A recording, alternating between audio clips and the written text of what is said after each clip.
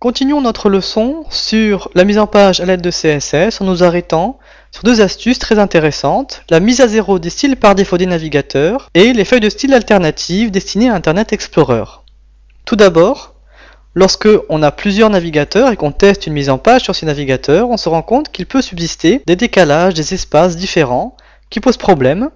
Et pour résoudre ce problème, l'une des manières les plus efficaces est d'ajouter une feuille de style spécifique qui va mettre à zéro les styles des différents navigateurs. J'ai ici pour l'exemple un document HTML qui ne comporte aucun style CSS, dans lequel sont listés un ensemble de balises couramment utilisées, des balises de titre, de paragraphe, de citation, des balises de style en ligne,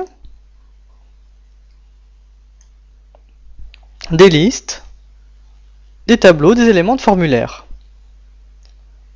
Lorsque l'on ajoute ces balises dans un document, on se rend compte qu'elles ont des styles par défaut, des marges, internes, externes, gauche. Et ces styles peuvent poser problème lorsque l'on crée un document pour un navigateur et qu'on teste ensuite ce document sur d'autres navigateurs, puisque les autres navigateurs n'auront pas forcément les mêmes styles par défaut. Afin de résoudre le problème, on va donc ajouter, grâce au panneau style CSS, une feuille de style que j'ai ajoutée dans le dossier CSS de mon dossier racine, qui se nomme reset.css. Je la sélectionne, et lorsqu'elle est liée au document, je me rends compte que les styles par défaut ont tous plus ou moins été supprimés. Plus ou moins, car certains styles, comme par exemple le gras pour les éléments de titre, ou le style italique pour certaines balises en ligne, également une police de caractère spécifique pour le texte préformaté. Mais dans l'ensemble, les styles par défaut ont bien été gommés. Maintenant que nous avons ajouté cette feuille de style à notre document, ce document sera visualisé de la même manière sur tous les navigateurs. Mais du coup, on devra ajouter une seconde feuille de style avec des nouveaux styles par défaut. C'est ce que je vais faire maintenant. Je vais lier une nouvelle feuille de style. Toujours dans mon dossier CSS, je l'ai nommé typographie. Lorsque je clique sur OK et que je lis cette feuille de style, là, je retrouve des styles par défaut, avec une police de caractère qui a changé, une balise H1 qui a à nouveau un texte plus grand que les autres balises, de titre notamment, une balise de citation avec un texte en italique et une couleur de texte un petit peu plus claire. Je remarque également que la hauteur de ligne a été modifiée. Les listes qui avaient perdu leur décoration les retrouvent, et les tableaux ont certaines cellules qui ont une couleur d'arrière-plan. Je remarque également que des marges ont été ajoutées, et ces styles par défaut que l'on a ajoutés sont maintenant similaires sur tous les navigateurs du marché. Maintenant qu'on a mis à zéro les styles des navigateurs et qu'on a rajouté nos propres styles par défaut, on va pouvoir ajouter une troisième feuille de style dans laquelle on va insérer les règles CSS des blocs que l'on ajoutera dans notre document et qui constitueront notre mise en page. Cette manière de procéder est extrêmement efficace afin de gommer les différences de visualisation qu'il peut y avoir entre différents navigateurs. Alors par contre, il peut arriver, une fois qu'on a ajouté ces feuilles de style, que notre mise en page soit valable sur la majorité des navigateurs modernes, mais qu'il reste des différences sur certaines versions d'Internet Explorer, notamment les versions 6 et 7. Alors comment résoudre les problèmes liés à ces versions spécifiques d'Internet Explorer? C'est là que l'on va s'arrêter sur les feuilles de style alternatives destinées à ces versions d'Internet Explorer.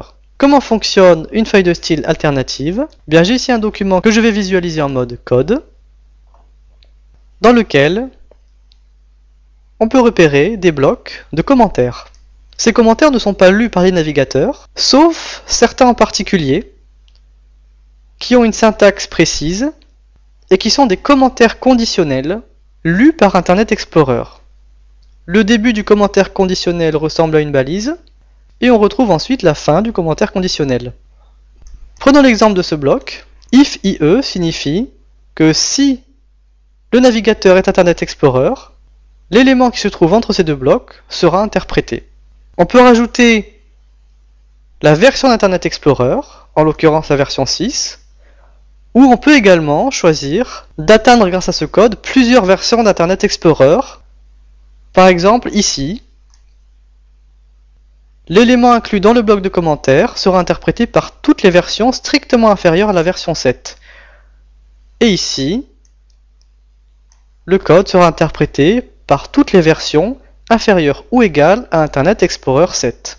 Si je choisis ce bloc de code, par exemple, que je le copie, et que je le colle dans le document que j'ai précédemment ouvert et auquel j'ai ajouté plusieurs feuilles de style, eh bien je vais ajouter juste avant la fin de la balise head ce commentaire.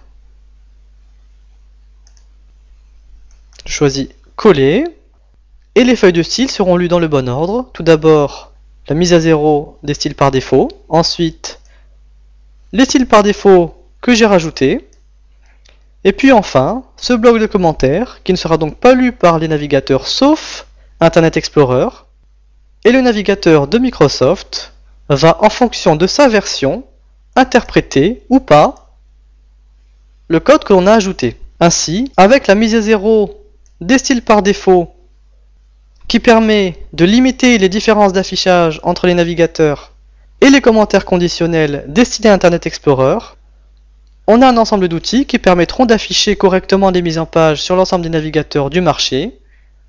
Et puisque ces mises en page sont réalisées grâce au CSS, ce sont des mises en page modernes et professionnelles. Voilà pour les quelques astuces et pièges à éviter. Et je vous conseille, lorsque vous créez votre propre mise en page, de revenir sur ces leçons. En appliquant ces quelques conseils, vous éviterez la majorité des difficultés rencontrées fréquemment lors de la création de mise en page à l'aide de CSS.